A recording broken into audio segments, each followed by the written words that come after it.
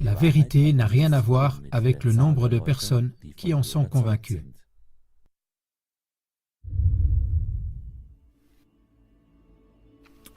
Si vous avez plus de 40 ans, vous vous souvenez probablement du 28 janvier 1986.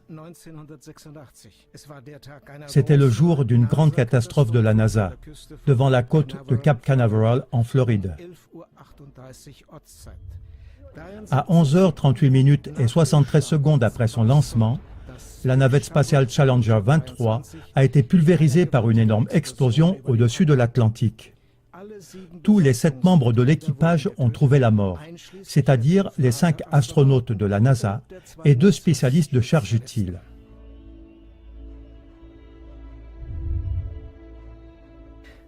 Des millions d'Américains, 17% de la population totale, ont regardé le lancement en direct à la télévision à cause de la spécialiste de charge utile, Christ McAuliffe, la première institutrice dans l'espace. Le reportage médiatique sur l'explosion était riche et varié. Une étude montre que 85% des Américains interrogés en avaient entendu parler dans l'heure qui a suivi l'accident. Le monde entier était en état de choc. Le monde entier a pris part à la tristesse et au deuil pour les victimes de la navette spatiale.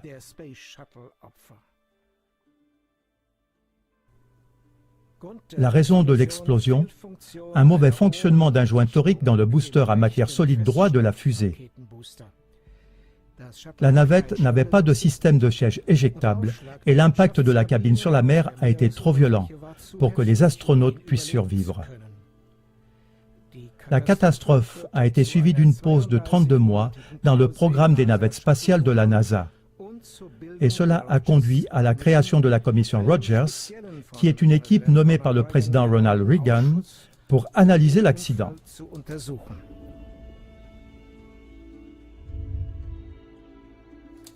Voici les noms des 7 membres de l'équipage de Challenger. Premier, Francis Richard Scobie, commandant. Deuxième, Michael John Smith, pilote. Troisième, Ronald McNair, spécialiste de la mission. Quatrième, Alison Onozuka, spécialiste de la mission. Cinquième, Chuty Fresnick, spécialiste de la mission. Sixième, Gregory Jarvis, spécialiste de charge utile. Septième, Christ McAuliffe, spécialiste de charge utile.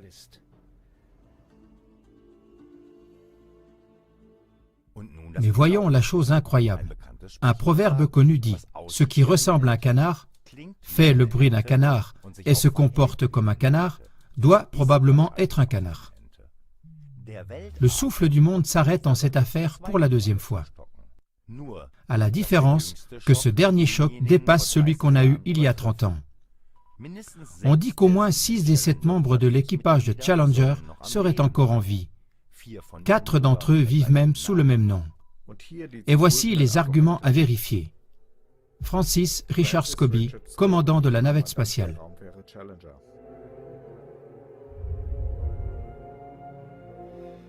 Francis Richard Scobie est né le 19 mai 1939 et était le commandant de la navette spatiale Challenger à l'époque.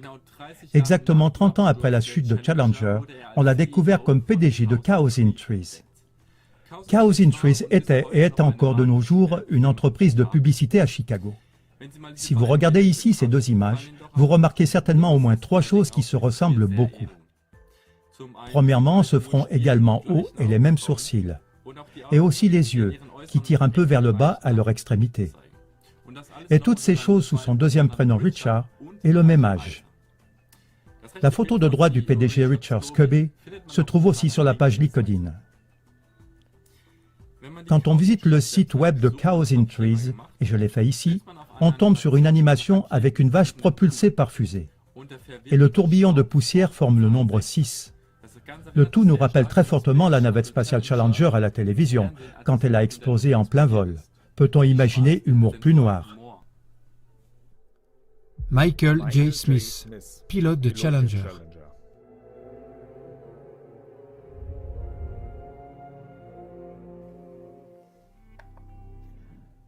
Le pilote de Challenger, Michael John Smith, est né le 30 avril 1945. Il avait 41 ans lorsqu'il a trouvé la mort dans l'explosion il y a 30 ans. L'homme sur la photo de droite s'appelle également Michael John Smith et il a exactement 30 ans de plus. Sa ressemblance avec l'astronaute Michael John Smith est absolue. Les mêmes sourcils horizontaux, les mêmes yeux bleu-gris, le même creux vertical sur le bout du nez. Nous parlons là d'un professeur émérite d'ingénierie industrielle à l'Université de Wisconsin-Madison. L'adresse e-mail de Michael John Smith est mgsmith@k.wisc.edu. Ronald McNair, spécialiste de la mission de Challenger.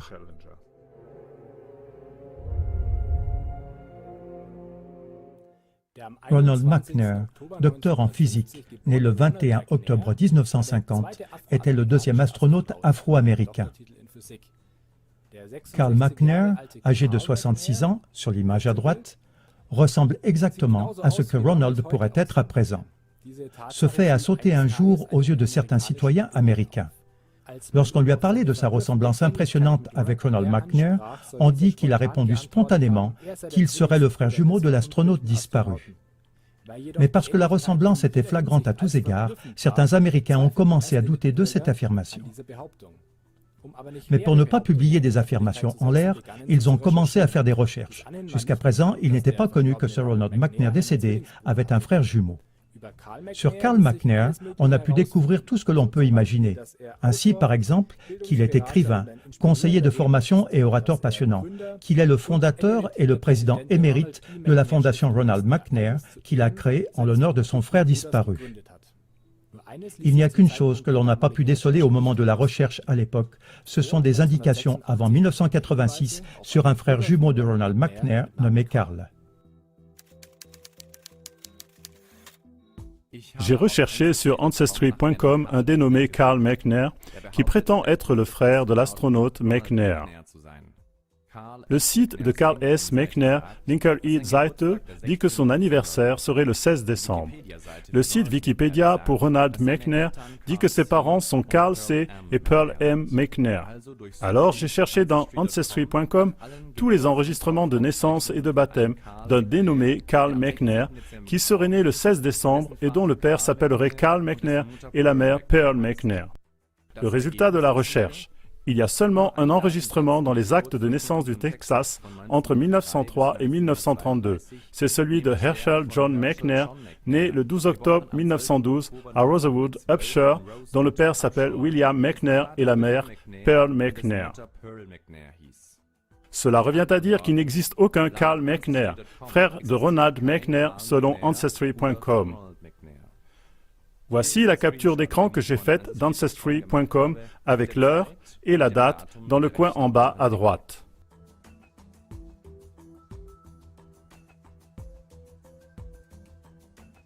Pour être bien sûr, j'ai répété ma recherche sur Carl McNair. Cette fois-ci, j'ai réduit la recherche à Carl McNair, dont le nom du père était McNair et le prénom de la mère Pearl. Je n'ai trouvé aucun Carl McNair dont le nom du père était McNair et le prénom de la mère Pearl.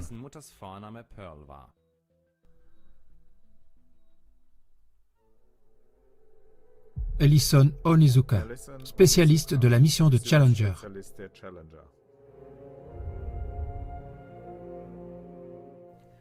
Un autre spécialiste de la mission de Challenger, Ellison Onizuka, le premier astronaute américano-japonais. Lui aussi, on pensait l'avoir revu en public vivant après la catastrophe de Challenger. Quand on lui a demandé comment il pouvait être vivant, on dit qu'il se serait défendu en répondant être Claude, le frère jumeau de l'astronaute Ellison Onizuka, mort dans l'accident. Son affirmation n'était pas crédible non plus, de sorte que des citoyens ont commencé une recherche sur un frère jumeau de l'astronaute. L'astronaute Ellison Onizuka était né le 24 juin 1946 à Hawaï. Aucun registre de naissance ne parlait d'un frère jumeau Claude au moment de cette recherche-là. Alors, on dit qu'il a prétendu être le frère cadet d'Ellison Onizuka. Si Ellison était encore vivant, il ressemblerait exactement à son frère cadet sur cette photo. Les mêmes sourcils, les mêmes yeux, les mêmes pas de doigts, le même nez, voire même la même raie dans ses cheveux. Claude Onozuka est un membre du directoire du département pour le contrôle de l'alcoolémie dans le County of Hawaii à Hilo, Hawaï.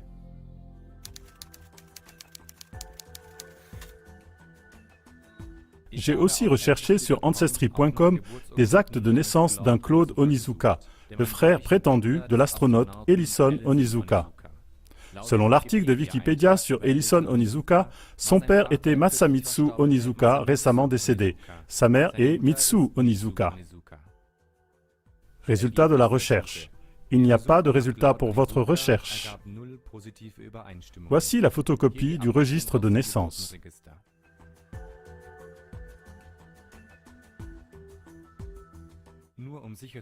Par acquis de conscience, j'ai répété ma recherche sur Claude Onizuka, cette fois-ci sans indiquer les noms des parents. Il y avait 36 résultats, aucun d'entre eux n'était notre Claude Onizuka.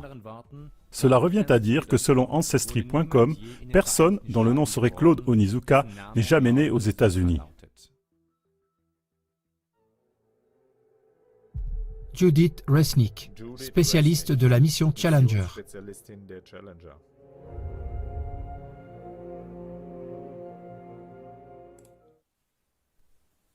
Judith Arlen Resnick, née le 5 avril 1949. Qu'est-ce qu'il y a à dire d'important sur elle? Elle, qui avait un titre de docteur en électronique, était la spécialiste de la mission Challenger. Elle était la seconde astronaute américaine féminine et la toute première astronaute judéo-américaine qui ait volé dans l'espace. Et à partir de maintenant, ça commence à devenir intéressant. En effet, au collège Yale Law School, il y a la chaire d'un professeur qui s'appelle pareillement Judith Resnick. Cela peut arriver, le même nom. Mais ce qui est étonnant, c'est que non seulement elle a exactement 30 ans de plus que l'astronaute Judith Resnick, décédée il y a 30 ans, mais qu'elle s'appelle exactement pareil, qu'elle a la même allure et la même voix que l'astronaute de la navette spatiale décédée. Et qu'est-ce qu'elle fait à présent au collège Yale Law School? Elle y a le titre de professeur de droit à Suleiman. Et maintenant, revenons à la comparaison. Exactement comme l'astronaute Judith Resnick, ce professeur a les cheveux foncés et frisés, la même forme de sourcils et les mêmes lignes des deux côtés du visage qui montent à partir du menton.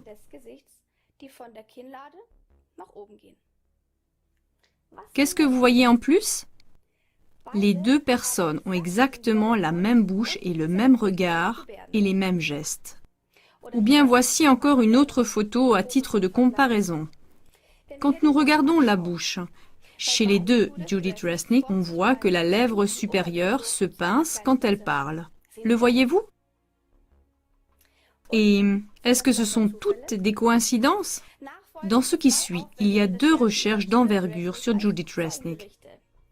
Celui qui met en parallèle les voix de l'astronaute Judith Resnick il y a 30 ans et du professeur Judith Resnick en vient à la conclusion suivante. Il s'agit d'une seule et même femme. Voilà pourquoi nous écoutons pour finir la comparaison des voix. Judith Resnick a 30 ans d'intervalle. Well, I too am glad to be here one more time, and I am hoping that the affliction that Steve Hawley had from the 41D mission specialist of the delays hasn't rubbed off on me. And there were fewer than 40 federal judges around the United States, and they didn't need a building of their own. They were tucked into facilities like this. And of course, what the U.S. government did was this was a form of tax, and Marine Hospitals health care. And I think the guys behind me are hoping that it hasn't also. Otherwise, they might throw me. Of course, is the Civil War, and with the Civil War and the North conquest of the South.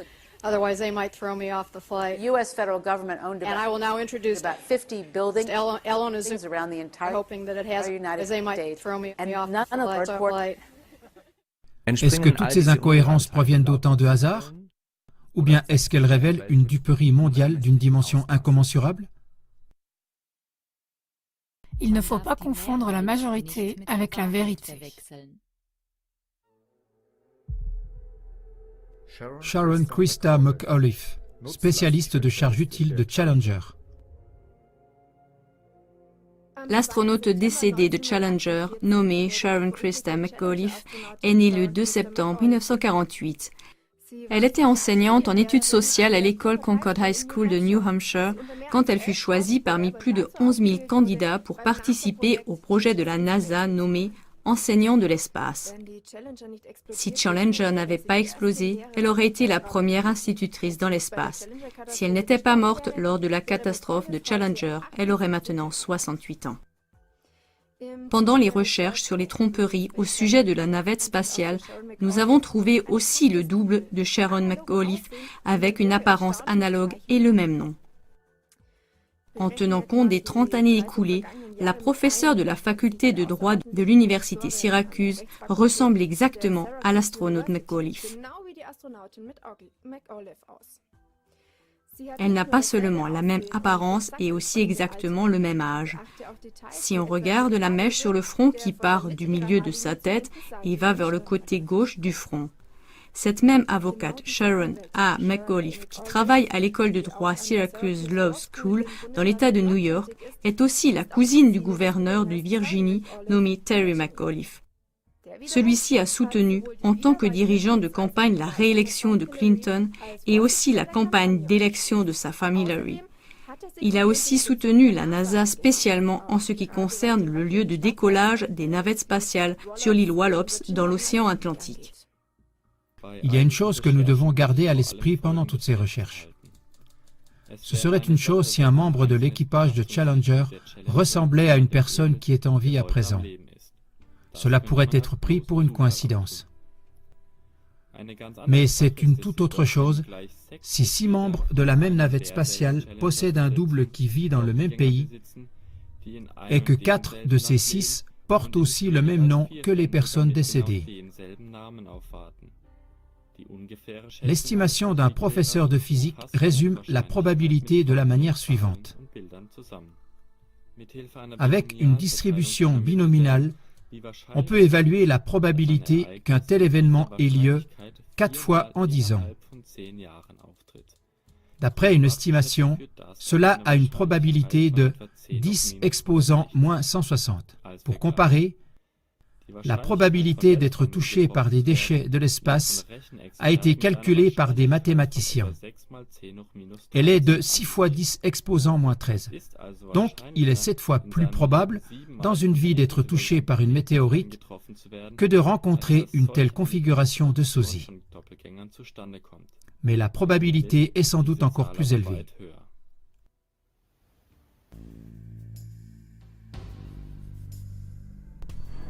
De quel genre de personnes la NASA se compose-t-elle pour que ces gens soient capables de mentir au monde entier pendant 30 ans? La NASA est une institution qui dévore des milliards provenant des impôts et de donateurs privés. Qu'est-ce que cela voudrait dire si 4 universités d'élite participaient à ce mensonge spatial qui concerne le monde entier? Des questions comme celles qui suivent devraient absolument être éclaircies. Qui est impliqué dans cette fraude?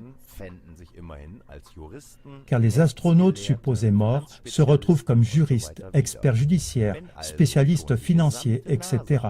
Si donc déjà toute la NASA, des astronautes et des professeurs de droit, c'est-à-dire ceux qui forment l'élite, participent à un mensonge au niveau mondial, qui d'autre y participe encore?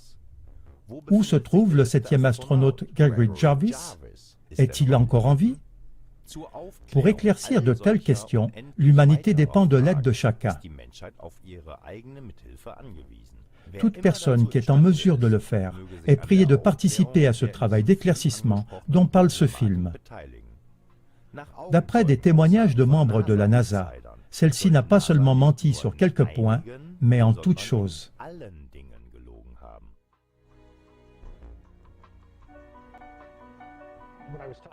Quand j'ai parlé avec cet homme de Balcom qui travaille pour la NASA et que nous avons discuté à propos de ce mensonge, tout ce qu'il m'a dit était différent de la prétendue vérité dont on nous avait parlé jusqu'alors.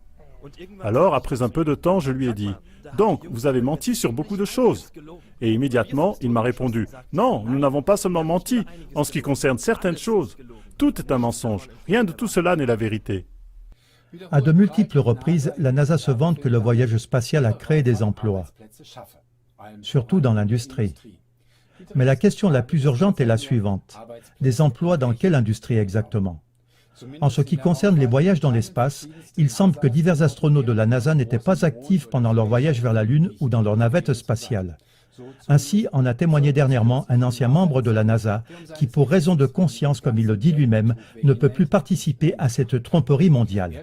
Il a dit « La NASA ne ment pas au monde entier seulement sur certaines choses, mais sur toutes les choses. » Comme d'autres anciens de la NASA ont dit des choses identiques, certains journalistes indépendants ont voulu faire une sorte d'épreuve de vérité. Ils se sont placés avec une Bible à la main devant tous les astronautes glorifiés par le monde entier et leur ont demandé de jurer sur la Bible qu'ils étaient vraiment allés sur la Lune et qu'ils n'avaient pas menti au monde. Mais écoutez et voyez par vous-même.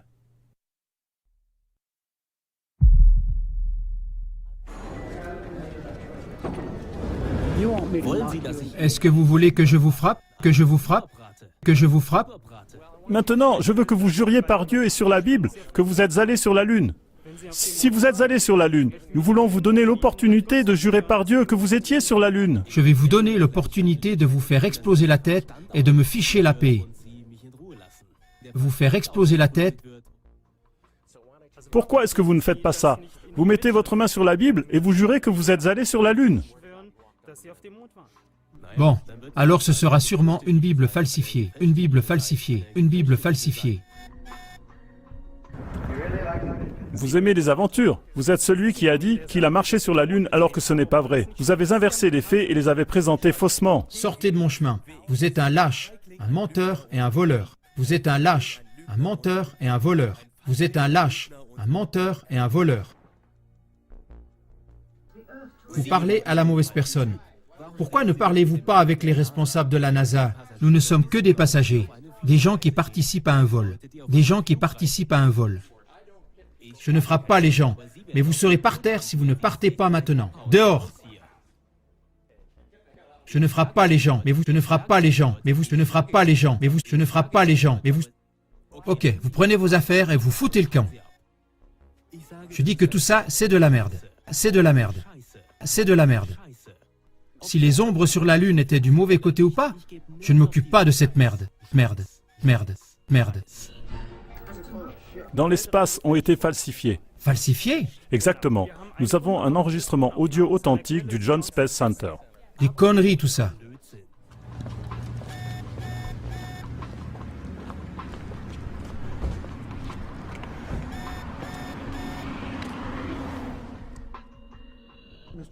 Vous ne méritez pas qu'on vous réponde. Si vous publiez ça, je vous traduirai en justice. Ok? Je vous traduirai en justice. Je vous traduirai en justice. Ok? Toutes ces réactions renforcent le soupçon que dans toute la NASA, il y a quelque chose qui n'est pas normal. Où se trouvaient les astronautes pendant leur prétendue mission spatiale? Et par cette façon de faire, quels buts sont poursuivis? Prendre des vacances aux frais des contribuables et des investisseurs? Ce n'est probablement pas ça. Quels rêves sont-ils en train de réaliser si pendant leur voyage spatial connu du monde entier, ils ne se trouvent pas dans une fusée? Les questions suivantes se posent donc. Combien d'images de l'espace publiées par la NASA sont véridiques? Quelles images sont montées? Est-ce que toute la représentation du monde que donne la science est fausse? Quelle branche de la science ment aussi? Où sont partis les milliards de dollars de dons et d'impôts si pendant des dizaines d'années, ils n'ont pas été utilisés pour la raison prétendue? Quels mass-médias sont dans ce coup? Les mass-médias ont-ils été trompés ou font-ils partie du mensonge? Quelles grandes sociétés sont complices? Qu'est-ce qui se passe avec la Lune si l'alunissage est un mensonge? Combien de services d'État, d'institutions juridiques et militaires et combien de services de sécurité sont complices? Combien d'universités, de facultés, d'écoles de droit, de branches d'économie, etc. sont dans le coup? CLA TV vous remercie pour toutes les informations qui contribuent au sujet.